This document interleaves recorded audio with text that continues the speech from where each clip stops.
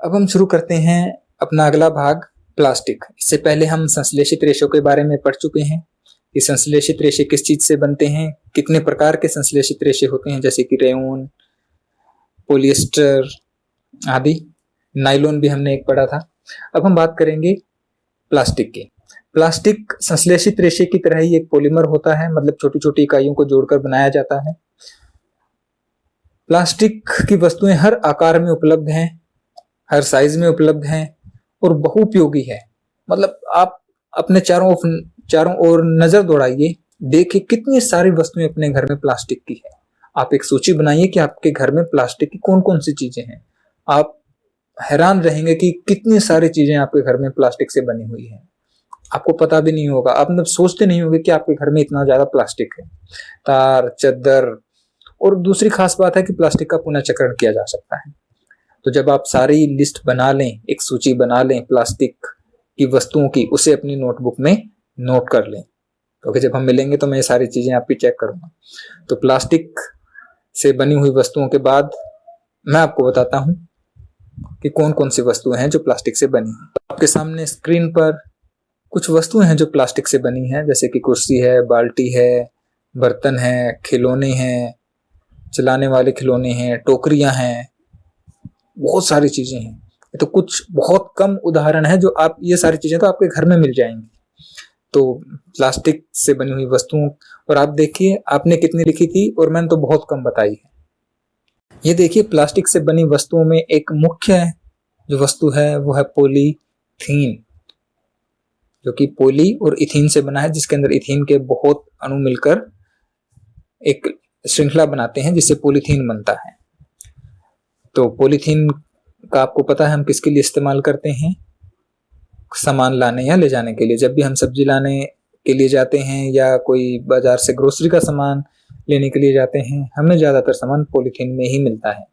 लेकिन हमें पॉलीथीन इस्तेमाल नहीं करना चाहिए। पॉलीथीन पर्यावरण के लिए अच्छा नहीं है। ये क्यों नहीं है, हम आने वाली स्लाइड्स में पढ़ेंगे। आओ अवलोकन करें, थोड़ी सी ऑब्जर्वेशन आपको करनी है। आपके घर में प्लास्टिक से बनी वस्तुओं की सूची बनाइए। ये सूची आपने बना ली होगी। अब आपको इसमें ये देखना है कि कौन सी वस्तुएं आराम से मुड़ जाती है। उनको दबाकर देखिए, थोड़ा सा घुमाकर देखिए, बहुत ज्यादा नहीं करना है कि कुछ वस्तुएं टूट भी सकती हैं। तो आपको ये पता लगाना है कि कौन कौन सी वस्तुएं आसानी से मुड़ जाती हैं और कौन सी वस्तुएं नहीं मुड़ती। हो सकता है कि आप ऐसी वस्तुओं पर गए ही ना हो जो प्लास्टिक की है, आपको पता ना हो। वो हम अभी बताएंगे कि कौन सी चीजें वस्तुएं प्लास्टिक की होती है। लेकिन आपने जो सूची बनाई है उनमें से देखिए कि कौन सी वस्तुएं थोड़ा सा बल लगाने पर, थोड़ा सा जोर लगाने पर मुड़ जाती है, अपना आकार बदल लेती है, और कौन सी वस्तुएं ऐसी है जो बिल्कुल भी नहीं मुड़ती। एक उदाहरण मैं आपको बताता हूं। जो आपके बर्तन होते हैं जिनमें कि हम, जैसे चाय बनाने का बर्तन है, उसके एक डंडा होता है, उसके ऊपर प्लास्टिक का हत्था लगा होता है, हैंडल लगा होता है, वो नहीं मुड़ता बल लगाने। तो आपको ऐसे अलग अलग वस्तुओं की सूची बनानी है कि कौन सी वस्तुएं आराम से मुड़ जाती है और कौन सी वस्तुएं नहीं मुड़ती। आइए अब हम बात करते हैं प्लास्टिक के प्रकार की। जो हमने भी सूची बनाई थी वो वस्तुएं इन किसी एक के अंदर आएगी। तो दो प्रकार के प्लास्टिक है मुख्यतः, एक है थर्मोप्लास्टिक और एक है थर्मोसेटिंग प्लास्टिक। इन दोनों को हम एक एक करके थोड़ा सा डिटेल में पढ़ेंगे। सबसे पहले बात करते हैं थर्मोप्लास्टिक की। ऐसा प्लास्टिक जो गर्म करने पर आसानी से विकृत हो जाता है, वह आप थोड़ा सा बल लगाकर जिसे मोड़ सकते हैं, जिसका आकार बदल सकते हैं, थर्मोप्लास्टिक कहलाता है। आपके घर में बोतल होगी जिसके अंदर की पानी आता है या कोल्ड ड्रिंक्स आती है। अगर उस बोतल के अंदर हम बहुत ज्यादा गर्म पानी डाल दें तो वो बोतल पिघल जाती है, या उसको थोड़ा सा भी आग के पास ले जाएं तो वो बोतलें पिघल जाती हैं। तो वो थर्मोप्लास्टिक से बनी हुई है।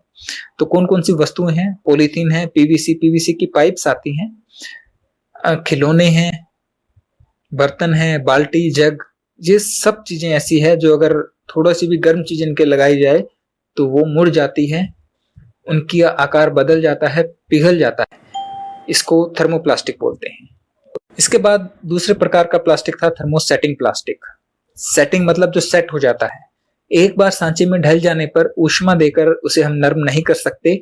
ऐसे प्लास्टिक को थर्मोसेटिंग प्लास्टिक बोलते हैं। मुख्यतः दो प्रकार का होता है, बेकेलाइट और मेलामाइन।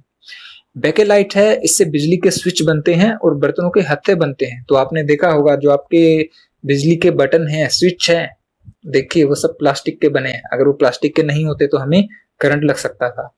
बर्तनों के हत्थे जो मैंने आपको पहले भी बताया था, अब हम कितना गर्म करते हैं, बर्तन इतना गर्म हो जाता है कि उसको हम पकड़ भी नहीं सकते, हाथ नहीं लगा सकते। उसके ऊपर वो प्लास्टिक का हत्था है, हैंडल है, वो ऐसे कैसे रहता है, खराब नहीं होता। तो वो कौन से प्लास्टिक से बना होता है? बेकेलाइट से। दूसरा होता है मेलामाइन, इससे फर्श के टाइलें, रसोई के बर्तन और कपड़े आदि बनाए जाते हैं। ये टाइलें हम बहुत ज्यादा नहीं देखते हैं, लेकिन ऐसी चीजें हैं ये गर्मी को बहुत ज्यादा सहन कर सकता है। रसोई के बर्तन भी बनाए जाते हैं, ऐसे बर्तन होते हैं जिनको हम माइक्रोवेव ओवन के अंदर गर्म कर सकते हैं।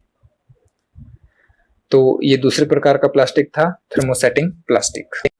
अब आप अपने आसपास देखिए, प्लास्टिक की कितनी चीजें हैं, बर्तनों के हत्थे, बिजली के स्विच, जग, बाल्टी, अपनी जो तारें हैं जिनसे बिजली अपने पास आती है, जो फिटिंग की तारें हैं या कोई भी तार है, उनके ऊपर प्लास्टिक चढ़ा होता है। और तो और जो हम शादियों में जाते हैं, सफेद रंग की प्लेटें देखी होगी, पहले वो आती थी किसी चीनी मिट्टी नाम के पदार्थ की, आजकल वो भी प्लास्टिक की बनती हैं। कटोरियां आपने देखी होगी प्लास्टिक की बनती है, वो अगर नीचे गिर जाए तो टूटती भी नहीं है। इतनी सारी वस्तुएं अपने आसपास प्लास्टिक की बनती हैं। मतलब प्लास्टिक एक विकल्प पदार्थ है हर एक तरह का, लोहे की जगह, स्टील की जगह, चीनी मिट्टी की जगह, कितने तरह के पदार्थों की जगह प्लास्टिक हम प्रयोग कर रहे हैं। तो ये विकल्प पदार्थ क्यों बना, इसका इतना इस्तेमाल क्यों होता है, आइए जानते हैं। सबसे पहले अनअभिक्रियाशील।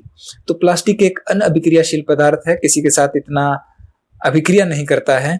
मतलब जैसे लोहे की बात करें तो लोहा जो है वो हवा और नमी के साथ अभिक्रिया करके लोहे का ऑक्साइड बनाता है, यानी कि जंग बनाता है। मतलब लोहे को जंग लग जाता है, कॉपर को जंग लग जाता है, एल्यूमिनियम को जंग लग जाता है, अलग अलग तरह के जंग होते हैं। मतलब कि कॉपर हरे रंग का पड़ने लग जाता है, एल्यूमिनियम है वो काले रंग का पड़ने लग जाता है। लेकिन प्लास्टिक किसी के साथ कोई अभिक्रिया नहीं करता, तो इसके साथ ऐसी कोई दिक्कत नहीं है। दूसरा, आप उठाकर देखिए प्लास्टिक की चीजें और लकड़ी या लोहे की चीजें। कुर्सी पहले लोहे की बनती थी या लकड़ी की बनती थी? आप लोहे या लकड़ी की कुर्सी उठाइए, कितनी भारी होती है, और प्लास्टिक की कुर्सी उठाइए तो ये हल्का होता है, मजबूत भी होता है। प्लास्टिक की, अगर अच्छे प्लास्टिक से बनी हुई चीजें हैं तो कई सालों तक वो खराब ही नहीं होती, टूटती भी नहीं है, चिरस्थायी लंबे समय तक चलता है। अपने घर पर बाल्टी कई सालों तक चलती रहती है। दूसरी बात, ये ऊष्मा और विद्युत का कुचालक है, इसलिए हम इसका प्रयोग बहुत ज्यादा कर सकते हैं। अपने घरों में जो बिजली के स्विच है, तारों के जो कवर है, सोल हैं, आपके बर्तनों के हैंडल हैं, इन सब के लिए हम या तो लकड़ी का इस्तेमाल करते थे और अब हम प्लास्टिक का कर सकते हैं। तो प्लास्टिक एक बहुउपयोगी विकल्प पदार्थ है। आइए अब हम बात करते हैं प्लास्टिक और पर्यावरण की। इसमें कोई शक नहीं कि प्लास्टिक एक बहुउपयोगी पदार्थ है, एक विकल्प पदार्थ है। ऐसा कोई क्षेत्र नहीं जहां प्लास्टिक का प्रयोग ना होता हो। प्रयोग की क्या बात करें, ऐसी स्थिति है कि प्लास्टिक के बिना काम नहीं चल सकता। साइकिल, मोटरसाइकिल, कार, हवाई जहाज से लेकर हमारे घर के अंदर रसोई के बर्तन, कुर्सी, मेज, टीवी, रिमोट, बाल्टी, जग, हर जगह आपको प्लास्टिक मिलेगा। इतने उपयोग के बाद, इतने महत्वपूर्ण होने के बावजूद प्लास्टिक हमारे पर्यावरण के लिए अच्छा नहीं है। क्यों नहीं है, आइए जानते हैं। दो तरह की वस्तुएं होती है, एक जैव निम्नीकरणीय और एक जैव अनिम्नीकरणीय। जैव निम्नीकरणीय वस्तुएं वो हैं जिन्हें कि सूक्ष्म जीव अपघटित कर सकते हैं। जिन वस्तुओं को सूक्ष्म जीव अपघटित करके सरल पदार्थों में तोड़ सकते हैं वो जैव निम्नीकरणीय होती हैं, और ऐसी वस्तुएं जो कि सूक्ष्म जीवों द्वारा अपघटित नहीं हो सकती जैव अनिम्नीकरणीय होती है। और प्लास्टिक एक जैव अनिम्नीकरणीय वस्तु है। इसका अर्थ ये हुआ कि आप एक कागज, एक कपड़ा, सूती कपड़ा लें और एक पॉलीथीन लें, इन तीनों को एक गड्ढा करके, 1 फुट का गड्ढा करके मिट्टी के अंदर गाड़ दें। 1 महीने बाद जब आप निकालेंगे तो पाएंगे कि प्लास्टिक का कुछ नहीं बिगड़ा होगा, और जो कागज और जो कपड़ा था वो उनके कुछ अवशेष ही बचे होंगे। मतलब वो सूक्ष्म जीवों द्वारा अपघटित किए जा चुके हैं। तो अगर प्लास्टिक एक बार बन गया तो वो कई वर्षों तक हमारे पृथ्वी के ऊपर रहेगा, उसका कुछ नहीं बिगड़ेगा। इसी कारण है प्लास्टिक पर्यावरण प्रदूषण का एक बहुत महत्वपूर्ण कारण है, क्योंकि हम जो भी पॉलीथीन लेकर आते हैं उन्हें हम ऐसे ही फेंक देते हैं, क्योंकि उसको निपटान करने का हमारे पास कोई तरीका भी नहीं है। अगर हम उन्हें जलाएं, इकट्ठा करके जला दें, तो उससे जहरीली गैसें निकलेंगी जो कि स्वास्थ्य के लिए और पर्यावरण दोनों के लिए हानिकारक है। अगर उनको मिट्टी में दबा दे इकट्ठा करके, तो वो अपने नीचे पानी नहीं जाने देगी, जिस कारण जो भूम जल है वो उसकी पूर्ति नहीं हो पाएगी। तो आप इसके साथ ऐसा कुछ नहीं कर सकते कि ये प्रदूषण का कारण ना बने। हम ऐसे ही फेंक देते हैं तो आपके घर के बाहर जो पानी की नालियां हैं वो जैम हो जाती है, सीवर है वो जैम हो जाते हैं। और अगर हम कूड़े में फेंक देते हैं तो आपने देखा होगा कि गाय या ऐसे आवारा पशु जो उनको खाते हैं, उनकी सांस की नली में वो फंस जाते हैं, जिसके कारण उनकी मृत्यु भी हो सकती है। तो प्लास्टिक पर्यावरण के लिए बिल्कुल भी अच्छा नहीं है। हाँ, ये हमारे जीवन के लिए बहुत आवश्यक है, क्योंकि इसने अपने जीवन को बहुत ज्यादा सुगम बना दिया है। अब आपके सामने एक तालिका है जिसके अंदर आपको अपशिष्ट यानी कि जो वस्तुएं फेंक देते हैं उनके प्रकार, कौन कौन सी वस्तुएं हैं, उनको डीजनरेट होने में यानी कि अपघटित होने में लगने वाला टाइम, और वो वस्तु कैसी है, उसकी प्रकृति कैसी है, क्या वो जैव निम्नीकरणीय यानी कि बायोडिग्रेडेबल है या जैव अनिम्नीकरणीय यानी कि नॉन बायोडिग्रेडेबल है, वो आपको बताएंगे। तो सबसे पहले बात है, सब्जी और फलों के छिलके बचा हुआ भोजन वो 1 से 2 सप्ताह के अंदर डिजनरेट हो जाता है यानी कि अपघटित हो जाता है, तो वो जैव निम्नीकरणीय है। इसी प्रकार सूती कपड़ा है, कागज है, वो 1 महीने से लेकर 5 महीने तक अपघटित हो जाते हैं, तो वो भी जैव निम्नीकरणीय है। लकड़ी को 10 से 15 वर्ष लगते हैं अपघटित होने में, लेकिन वो भी जैव निम्नीकरणीय है, क्योंकि उससे प्रदूषण नहीं होता, पर्यावरण को कोई नुकसान नहीं होता है। ऊनी वस्त्र 1 वर्ष के अंतर्गत हो जाता है। टीन, एल्यूमिनियम और धातु, जितनी भी धातु हैं उनको 100 से 500 वर्ष लग जाते हैं, इसलिए वो नॉन बायोडिग्रेडेबल यानी कि जैव अनिम्नीकरणीय है। और प्लास्टिक की थैलियां, उनको अपघटित होने में कई वर्ष लगते हैं, वो भी धूप और हवा की मार के कारण खराब होती है, इसलिए वो जैव अनिम्नीकरणीय है। प्लास्टिक हमारे लिए जरूरी है, उसके बिना काम नहीं चल सकता, तो उसके प्रयोग में हमें विवेक बरतना चाहिए।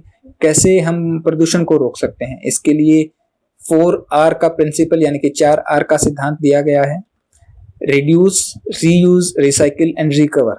अर्थात रिड्यूस मतलब कम उपयोग करके, जितना कम से कम हो सके उपयोग करना चाहिए, मतलब जहां जरूरत ना हो। जैसे कि जब हम सब्जी लेने जाते हैं तो हम घर से थैला लेकर जा सकते हैं, तो हमें प्लास्टिक का उपयोग नहीं करना पड़ेगा। रीयूज, इसका पुनः उपयोग कीजिए। जैसे कि हम कपड़े लेने जाते हैं तो वो भी हमें प्लास्टिक के पॉलीथीन के एक लिफाफे के अंदर देते हैं, तो हम उस लिफाफे को बार बार उपयोग कर सकते हैं, तो ये हो गया पुनः उपयोग। रिसाइकिल, कुछ प्लास्टिक ऐसे होते हैं जिनका पुनः चक्रण हो सकता है, रिसाइकिल हो सकता है, उनसे दोबारा नई वस्तुएं बनाई जा सकती हैं, तो हमें उसको फेंकने की बजाय रिसाइकिल के लिए दे देना चाहिए। उसके बाद है रिकवर। रिकवर यानी कि पुनः प्राप्ति। ऐसा प्लास्टिक जिसे हम रीयूज यानी कि पुनः उपयोग नहीं कर सकते, रिसाइकिल नहीं कर सकते, उसे उद्योगों द्वारा वापस ले लेना चाहिए। और उद्योग उससे क्या कर सकते हैं, उद्योग उससे ऊर्जा का उत्पादन कर सकते हैं, क्योंकि अगर आपको याद हो तो प्लास्टिक हमें पेट्रोलियम से मिला था, और पेट्रोलियम जो पदार्थ होते हैं उनकी कैलोरीफिक वैल्यू बहुत ज्यादा होती है, उनसे ऊष्मा मिल सकती है, तो हम इसे ऊष्मा प्राप्त करने के लिए उद्योगों के अंदर प्रयोग कर सकते हैं। तो अगर हम इन 4R के सिद्धांत का प्रयोग करें तो हम प्लास्टिक का प्रयोग भी कर पाएंगे और पर्यावरण की सुरक्षा भी कर पाएंगे। तो हमने अभी पढ़ा संश्लेषित रेशों और प्लास्टिक के बारे में। अब बात आती है मूल्यांकन की। आप इस लेसन को पढ़कर इसके क्वेश्चंस के आंसर अपने नोटबुक में लिख लीजिए। आपको कुछ समझ ना आया हो तो आप मुझसे पूछ सकते हैं। धन्यवाद।